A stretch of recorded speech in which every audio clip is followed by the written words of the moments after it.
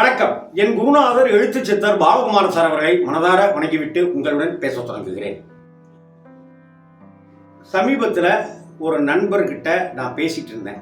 அந்த நண்பருடைய சொந்த ஊர் தஞ்சாவூர். அவருடைய முகத்தில் ஒரு சந்தோஷம், ஒரு கவலை ரெண்டுமே இருந்தது. ஒரு கண்ணில் சந்தோஷம், ஒரு கண்ணில் வருத்தம். ஒரு வார்த்தையில சந்தோஷம், அந்த வார்த்தைக்குள்ளாரையே ஒரு மென் சோகம் ஒன்று இருந்தது. அதை என்னால் உணர முடிந்தது.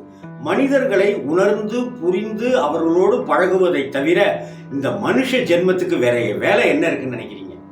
எதிரில் இருக்கிற மனுஷாலையே புரிஞ்சிக்கலனாக்க கண்ணுக்கு தெரியாத கடவுள்கிற அந்த மாபெரும் சக்தியை, பிரபஞ்ச சக்தியை எப்படி புரிஞ்சிக்க போகும்? சொல்லுவாங்க சினிமாலெல்லாம் டயலாக், ஒரு பொண்ணோட மனசு ஒரு பொண்ணுக்கு தாங்க தெரியும். சுத்த ஹம்பக். ஒரு பொண்ணோட மனசு ஒரு ஆம்பளைக்கு கூட தெரியும். ஒரு ஆம்பளையோட மனசு